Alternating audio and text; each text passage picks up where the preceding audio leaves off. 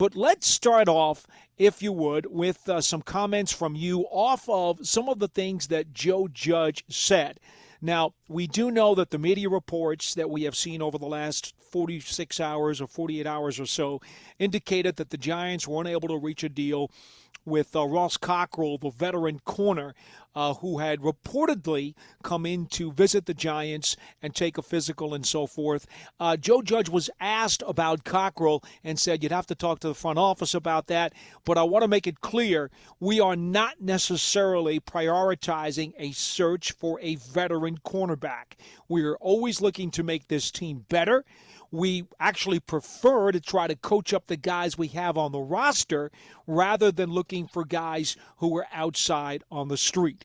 Given what the Giants have at corner, do you believe they have enough? I don't know. I mean, listen, I think that they did prioritize a little bit because they went out and tried to sign him. So, I mean, that means that ultimately they wanted him in. And I believe that they do need a veteran cornerback to come in here. I don't doubt that he wants to see how these younger guys go out and play. But, Paul, we talk about it enough on this show about experience and veteran leadership. Right now, you've got one guy that has proven over there to be a very good football player, a guy that can take on that leadership role. But behind that, you've got a bunch of guys that have just kind of played a little bit here, played a little bit there. You got a guy, maybe Julian Love. Are you going to move him back from safety to cornerback? So there's a lot of questions unanswered, but there's not a lot of time to figure it out. So, the team is going to have some of these inter-squad scrimmages, and we'll see how they play. And then they'll have to go and check the wire and see if they have to bring in a veteran. But right now, I understand what he's saying, and let's just see what these young guys can do. The second point that Judge made, which is of some interest, he said there'll likely be an inter-squad scrimmage every week starting on the 21st. That would be Friday coming up after this one, or a week from Friday if you'd like to speak some English. Well, that's when they get into their phase 3, right? Right. Well, because pads start on the 17th. Yeah, there you go. Okay. So he said that they're going to ramp up their practice this Friday, the 14th, but they still can't use pads. He said that today they started phase 2 with all 80 players on the field, which made it look like more football than anything else rather than the conditioning drills. And they're slowly starting to get into what would be considered normal circumstances. Now, these inter-squad scrimmages are very, very important because it will give the players and more specifically the coaches an opportunity to run through a game day experience.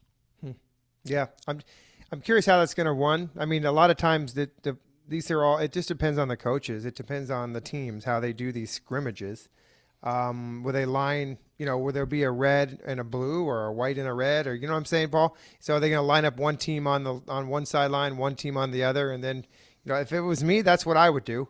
I would treat it like a game situation for substitutions and for signals and getting plays in and out. Yeah, Jeff, very quickly, Joe Judge said it'll be treated like any high school or college scrimmage, so the offense will be on one sideline and the defense on the other. So exactly what you're talking about. There you go. So, and I guess they'll divvy up the jerseys, right? Offense and defense. So, that'll be good. And by the way, we talked about this a little bit. John and I did yesterday, and I think even the last time that you and I, Paul, talked about a little bit of logistics and how, you don't have those 4 preseason games and being able to run through your logistics of a game as a new staff. This will give somewhat of an idea, or I guess like a beginning of how you're going to run some of your game day operation stuff too. I agree. And we have often said that if the preseason games were going to go away, this would be about the only way that anybody would get a sense of what the regular season would hold for them. The other thing that Joe Judge was asked about was Daniel Jones. Now, we know that Jones looks more bulked up. In fact, he says he's about 10 pounds heavier than when he came in last year. And Judge explained that there could be some added benefit to the bulk. Jordan, I think just overall body strength helps every player as an athlete with explosion and endurance on the field. You could look at a measure of, does that help him absorb hits better? I don't know if there's an absolute answer for that. Depends on who the hell's hitting him. You know what I mean? But I would just say in terms of it, he's done everything he can to help himself on the field. He's definitely came in shape. He looks good in conditioning. We're working right now as far as getting with his teammates and building some time. Now, I would refer people to the show you did with John yesterday. John spent a lot of time going over a lot of what Jones did last season, and I know you guys, talked about this on yesterday's show. So I don't want to go and repeat that. It's all there on the archive, folks. If you want to go to thegiants.com, you can listen to that. I would say this though: Joe Judge made it clear this was a natural progression as a player of Jones's stature starts to mature physically and becomes more of a pro in his second NFL season. He made it clear to everybody that he did not specifically ask Jones to put on the weight, the strength, the bulk, whatever you want to call it. He said this is just something that occurs naturally when a player continues to move on in his pro career. Yeah, we touched a little bit on it yesterday. Just, these are things that you do personally as a football player to know that you need to do to get better. And I feel like, John and I spoke about, ball security and maybe just being a little bit stronger, holding on to that football in the pocket, being able to take, well, you heard Joe, it depends on who hits you, which is correct. But I do feel like, if you're adding a little bit of weight and for fundamentals and setting your feet and being able to take a good stance, sometimes you'll be able to take a hit better. So these are things that I think that he came out with and said, hey, these are the things I want to get better. Got together with the training staff and the weight room guys and said, how do I do it? Because there's a lot of different ways to put on muscle and fat. I mean, you can lift weights or you can eat ding-dongs all day, whatever you want to do. But, I mean, he did it the right way. And I tell you, one nice thing about when you're an athlete and you go away for a while, like the team did, and you have a goal in mind to go work out and things, when you come back, it sure is fulfilling when people notice, when people say to you, hey, man, you look great. What have you been doing? Or you lost a lot of weight or this or that. It's kind of good for your ego a little bit. So I don't think that Daniel Jones needs that for his ego. I think he needs it for just to help himself. And I think he will as a player. And I think that, going forward into his second year and a lot of things that John and I talked about yesterday, these kinds of things will help him. Definitely. It's a natural progression. Sure. It's really absolutely. that simple. You got to do better. And, a lot of the coaches, you either get better or you get worse. Right? And so Dan what Reeves said that all the time. Nothing stays the same. Absolutely. And what are you going to do? You're going to sit back and sit on your hands and do nothing? Well, you're not going to get better that way. So you got to find different things to do in the off season to improve your performance, whether it's physically or mentally. And a lot of guys do different types of activities. Some guys say, hey, I need to get stronger. Or some guys say, you know what? I got to get smarter. I got to learn this game better. Calling other older players, having them mentor them for a little bit in the off season about how to prepare for, watching film, things like that. So you're right. It's a natural progression for these young guys. Again, our number is 201-939-4513. Our phone lines are open. We invite you to get in there. We'll get to those calls in just a couple of minutes after we go through the remaining notes from today's video calls. Joe Judge also, of course, was going to be asked about Jabrill Peppers today, since this was Peppers' first opportunity to talk to the media since the season ended. And remember, his season ended on the injured list because he had a fractured back. He says he's healthy. He had a good off season. He is raring to go. He's out there with the players and feeling really, really good about things. And it sounds like when you talk to Joe Judge about Peppers, he's very excited to have a player of that kind of skill set and capability as well. I see energy. I mean, you hear him before you see him. You know when he's in the room. He's a lively guy, brings a lot of energy to the team, a lot of energy in the locker room. You can tell he's a football guy. He loves ball. He flies around. You can tell how guys are on the field, whether it's conditioning, whether it's the limited version of practice we had this morning. You can tell football guys that he's definitely a ball guy. In terms of his spot on defense, Art, not trying to be evasive on this, it's going to be whatever we need him to do right there. With his skill set, he's going to factor into a lot of sub packages. Traditionally, you've seen him play a lot in the box in different schemes and roles. He has that body type that still fits that. But he's going to have to be able to play in the deep part of the field as well as the box for us. Right now we're working with all of our players in terms of understanding our zone concepts so they understand how we're trying to play, what the spacing on the field and reaction timing is. And we're trying to train them all in the best man techniques within their own skill set and our schemes. So we're going to give him a swing of the bat at a lot of things, Art. We're going to shake it out week by week, however the opponent matches us up. He'll be ready to take on a different position for us. Now, Jabrill Peppers is going into his fourth NFL season, and as Joe Judge has explained throughout the course of the last month, the Giants are cross-training their players in order to be very flexible and to understand they may have different responsibilities depending upon whatever the defensive call may be. Well, Peppers said specifically he worked on his footwork during the offseason. I think as far as the position, you have to have, great footwork. And I think that's the main component that I was trying to, better myself on is just the footwork, being patient, and it's just not for any specific position. I think that if I better those things, it'll definitely help me translate my game. Now, this is important because, as we have heard, the versatility factor is going to be very, very key in Patrick Graham's defense.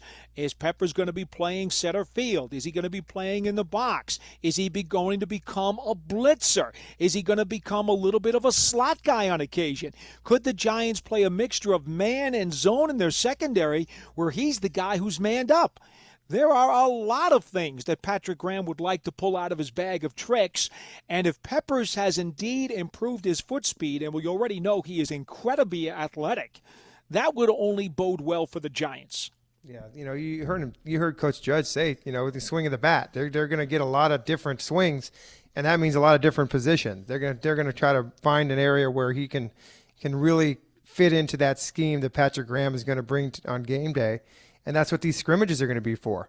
Not only him, but for all the other guys that we talk about all the time. We're talking about how you're going to get to the quarterback. Well, is it going to be scheme? Is it going to be design? Yeah, so that's what we're going to see. And Jabrill, again, it seems like Jabrill Peppers has been in the league for 10 years. It's the fourth year. He's still a young, developing football player. And again, you say the natural progression. Well, he's only in his fourth year. So you heard him. I want to work on my footwork.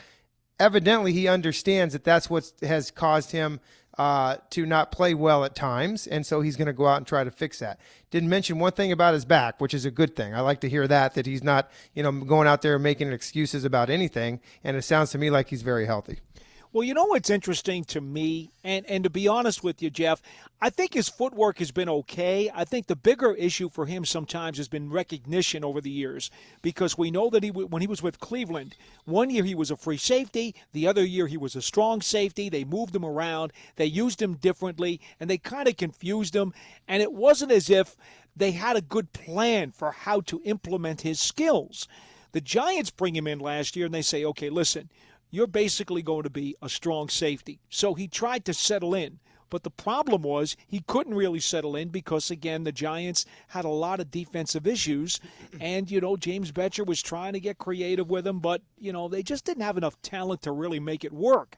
I'm curious, when you look at the potential for a three-safety package with McKinney, Love, and Peppers, think of this now. The last time the Giants did that, they had Kenny Phillips, Antrell Roll, and Deion Grant back during their Super Bowl season of 2011. The difference between those three safeties and these three safeties are like night and day. Phillips and Grant were not going to be manned up against anybody, and they were, there was not going to be one-on-one out of those guys. Roll could do some one-on-one coverage. Roll could occasionally go into the slot. Hell, he started out as a corner in this league. So he had those kinds of skills. When you talk about McKinney, Love, and Peppers, any one of those three guys on a given play could place somebody in man-to-man coverage, and on any given play, any one of those three safeties could actually line up in the slot. To me, that makes this three-headed safety look a lot more dangerous and versatile than what the Giants used in 2011. Do you agree?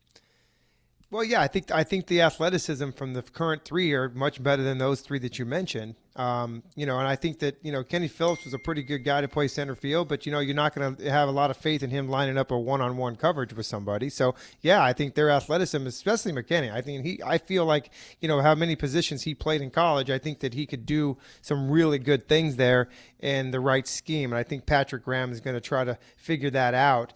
Jabrill, a lot of times, you talk about fundamentals and footwork and talk about knowledge of the game and scheme. Sometimes when you're out of position, your footwork doesn't work. So, you're all of a sudden you realize, hey, I'm not where I'm supposed to be. And right. then you got to change your footwork to get to where you're supposed to be. So I think that does have a little bit to play in it. So I'm excited about that safety position. I agree with you. I think this is a really good group of guys here. One other thing that we heard from the conference calls today, in addition to the guys we already talked about, Slayton and Bradbury also had an opportunity to talk to the media. Not necessarily a whole lot there, other than Slayton having a good time with the fact that during the offseason, because he was trying to maintain his discipline with all of the pandemic protocols, he did a lot of working out with his family. And he had them, tossing balls to him and so forth. And there was a little bit of kidding and joking about that because, after all, he was trying to hone his craft and he didn't have a lot of options. Well, a lot of guys didn't have a lot of options in these last few months, right?